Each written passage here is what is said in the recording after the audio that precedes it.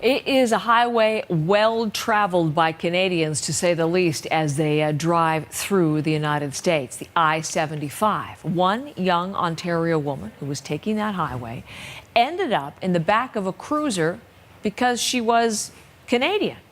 They're taking away my car, and now I can't drive, and I don't know what to do. I'm in Georgia. Pretty upset, understandably. That's Emily Neal, who calls her arrest last month the most horrendous incident of her life. And she's looking for an apology from the officer who charged her. Well, this is a story that certainly caught our attention. Emily Neal out of the cruiser, back in Canada with family in Kleinburg, and with me this morning so we can tell you more about her story. Good to see you, Emily, and thank you for being here. Good morning, Heather. So let's go through what you went through. There you are back in Kleinburg, thankfully. But as I was mentioned there, your story is you were in Georgia, driving through Georgia. You got pulled over for speeding. And this is when the odyssey began. What happened when you handed over your valid Ontario license to that police officer? She saw my license, and then she took a moment, looked down upon it, and she said, "This is not valid." And I was like, "No, my license has not been expired or anything like that." She's like, "No, this is a Canadian driver's license. I can't accept this. How do I know if you are actually Canadian or if this is a forgery? Canadian licenses aren't accepted in the state of Georgia." And I was just flabbergasted when she told me that. How do we know it's not a fraud? Because she did ask you for supplemental ID too, didn't she? Yes, I did have more forms of ID. I had my OHIP card on me, but my passport, I don't keep it on me when I'm traveling. I like to keep it back in the hotel or back at the home that I'm staying at. And she kept insisting on seeing my passport, which I didn't have on me. I had a copy of it along with a copy of my birth certificate and Nexus card all on my phone, but she did not want to see any of those. Isn't that interesting? Because that's what they often advise you, to keep the originals safe in case of loss or theft or something, and keep copies, and she wouldn't accept those. So then what happened? She promptly told me that I was now under arrest, I could not drive in the state of Georgia, and that my car had to be impounded. So she put handcuffs on me, frisked me, and put me in the back of her police car, and we waited until a tow truck driver can come and take my car away. And then she took you where? She took me straight to jail. To jail?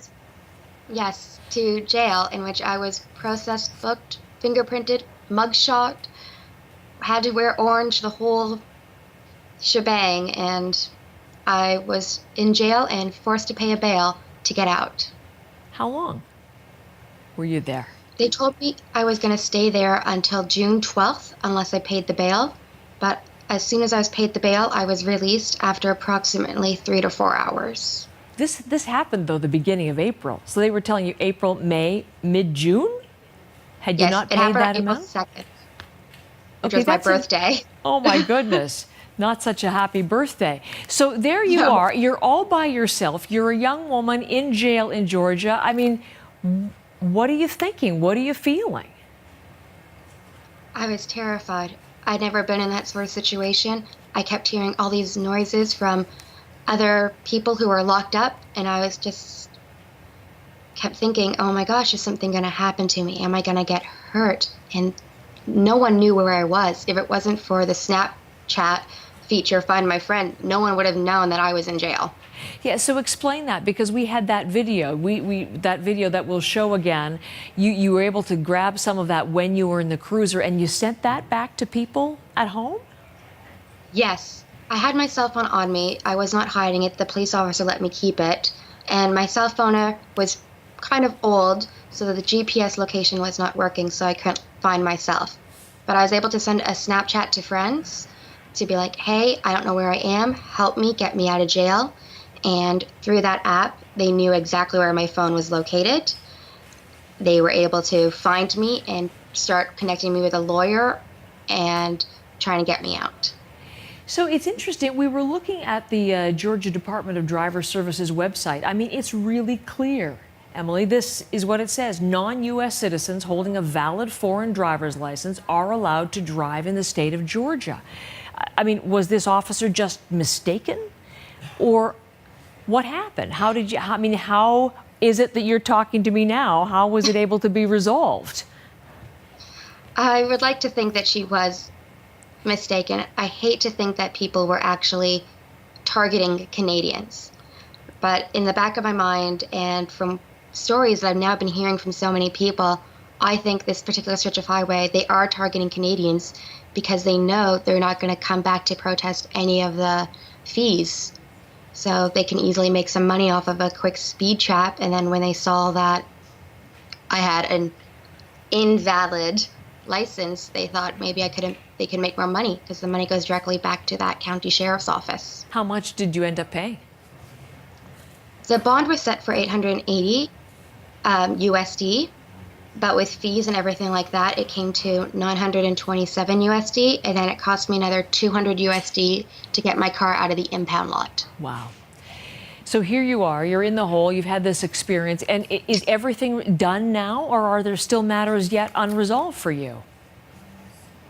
Thanks to so many countless people in the United States and the Canadian consulate, this matter is almost completely resolved. My record has almost been expunged, which is great, and they are mailing me a check with my bond money back. Well, that is good news, and it'll be all hopefully in the distant past. And yet, it's such a vivid account. And the I-75, how many untold millions of Canadians take that highway heading down to Florida or wherever? What's the lesson of your story, do you think, for fellow Canadians, Emily? I would say always be aware of the law. You do have the right to have a Canadian license, and you have the right to call the Canadian consulate. I was denied that right, but that goes against the Vienna Treaty. That does not count as your one phone call. They have to call them, and the Canadian consulate can easily clear things up for you. Quite a and price. Always make sure. Oh, sorry, go ahead. Yeah. Always make sure. Yep. You have the hard copies of your documents as well.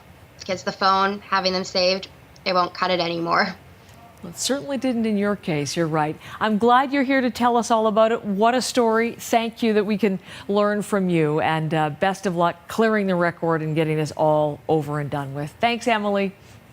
Thank you. Have a good day.